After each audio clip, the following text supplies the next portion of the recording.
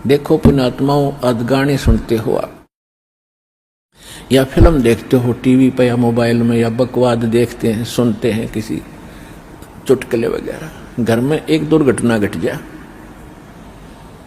आप सुनकर दिखाइए उसने, वह फिल्म का गाना सुनकर दिखाइए फिर। तो ऐसे गंदे लोक में हम ये गाने सुने और सुनाएं, गाने गाएं, यहां तो रोना पीटना है सबका। और इसमें भगवान की भक्ति साथ लेकर और इस मालिक की आरती दिन रात करो, भगवान की भजन दिन रात करो। ठीक है, कोई दुर्घटना घट भी जाए तो मालिक की भजन नहीं छोड़े, आरती इसी तरह करता रहे, इसमें बिल्कुल बंद नहीं करे। क्योंकि दुख हल्का भगवान ही कर सकता है, उसको रोते रोते भी मालिक ने याद करे। तो कहने का भाव यह है कि इस गंदे लोक में हम भूल जाते हैं, किसी के घटना घट गई, हम एक औपचारिकता करने जाते हैं वहां पर। अगर वो हमारे आया था और हम नहीं गए तो वो दुख मानेगा। बस वहां थोड़ी सी देर बस पूछ लेते हैं कैसे हुआ, क्या हुआ, बहुत बुरा हुआ, बाहर आते फिर वो सैर सपट्टे अपने जो के तो रहते। जिसके लागे सो तन जाने, और यह सब क्या लगेगी, किसी के पहले लग जाएगी, किसी के बाद में लगेगी। यहां तो कोई नहीं बचेगा इस मार से, काल के कोल्लू में सब पड़े हुए हैं।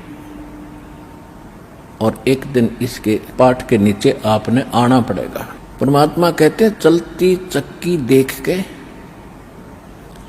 और दिया कबीरा रो, और दो पाटन के बीच में साबत बचा ना कोई। चक्की के बीच में चक्की चल रही है पत्थर की, उसमें कणक डाली जा रही है। कहते दो पाटों के बीच में, इस काल और माया के बीच में आपको पीसा जा रहा है, इसमें साबित कोई नहीं बचेगा। फिर कहते हैं कि किले से लागा रहे ताका नाश न हो। हमने देखा कि हमारी माताएं हाथ से चक्की पीसा करती थी और उसमें एक किला होता था, किला बीच में एक ऐसे दोनों पाटों के बीच में सेंटर में पाट होते गोल गोल चक्कर पत्थर के, उसमें एक तो डंडा सा लगा होता था उसको घुमाने के लिए, और एक उनके सेंटर में एक सुराख सा होता था, उसमें एक लकड़ की ऐसे गोल सी लंबी लंबी सी एक लगी हुई थी गुटका सा, और उसके चारों तरफ उसके खाली स्थान होता था, उसको किला बोलते थे।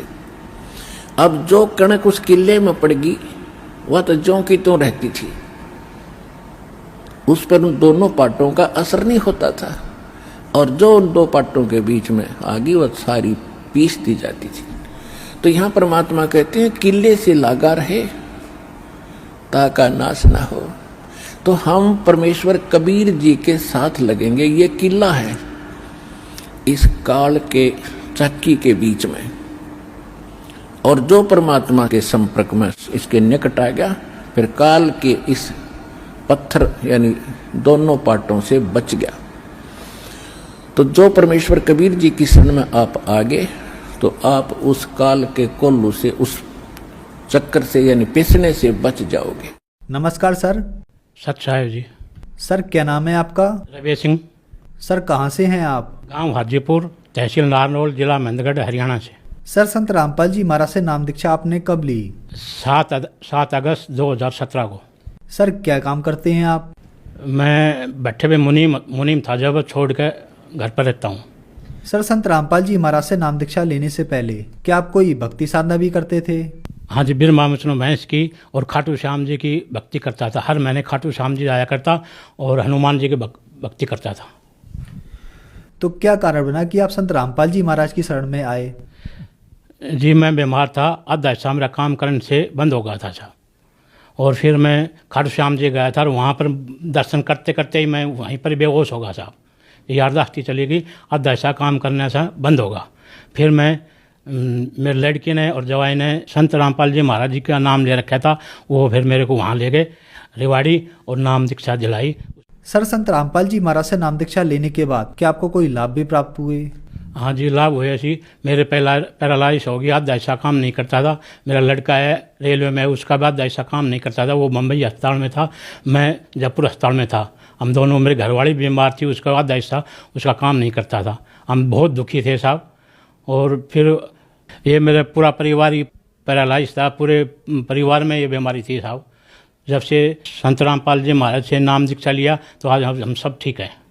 और मेरे लड़की ने, जवाई ने नाम ले रखा था, उसने मतलब जब पूरे अस्पताल में था मेरे को वहाँ ले गए, रेवाड़ी ले गया, रेवाड़ी से वो नाम दीक्षा दिलाई, उसके बाद में मैं ठीक हूँ।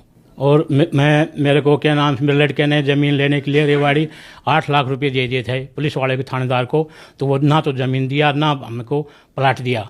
और वो फिर मैं सतगुरु रामपाल जी महाराज से यह बताया कि परमात्मा मेरे को तो क्या नाम से ना पैसे मिले ना मेरे को ज़मीन मिल रही, मैं क्या करूं। मैं मालिक से दंडोत प्रणाम लगाई, अरदास लगाई, तो मेरे को बताया कि आके आपको दो किस्तों में मिल जाएगा। तो मेरे को 4-4 लाख करके 2 महीने में वापस दे दिए पैसे। सतगुरु रामपाल जी महाराज की कृपा से मेरे को पैसे वापस मिल गए। और मेरा लड़का बम्बई अस्पताल में था, वो भी सतगुरु की रामपाल जी महाराज की दया से वो ठीक है, मैं भी ठीक हूँ, मेरी घरवाली है भगवती वो भी ठीक है, और पूरा परिवार सही है। सर क्या आप नशा भी करते थे? बिल्कुल, मैं 24 घंटा बैठे पे शराब पीता था, सिगरेट पीता था, सुबह से लेकर रात तक। जब भी मेरे को होश होता, जब भी मैं शराब पीता था, पूरे दिन 24 घंटा में शराब पीता रहता था। फिर मैं तभी बीमार हुआ, शराब पीने से ज़्यादा, बीड़ी सिगरेट दारू पीने से ही मैं बीमार हुआ था। तो क्या संत रामपाल जी महाराज से नाम दीक्षा लेने के बाद आपका नशा छूट गया?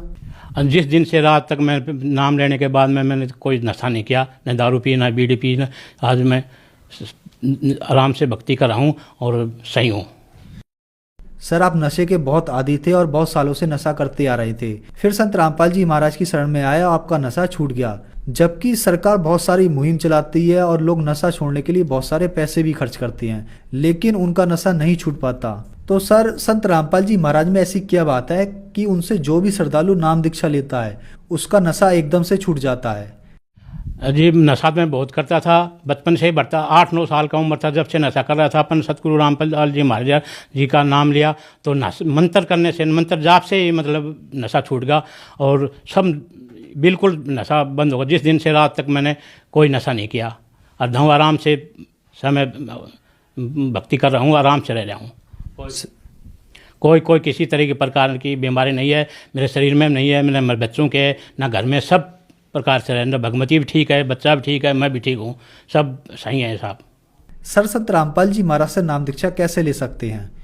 संत गुरु रामपाल जी महाराज के सत्संग में 7:30 से 8:30 सत्संग आता है।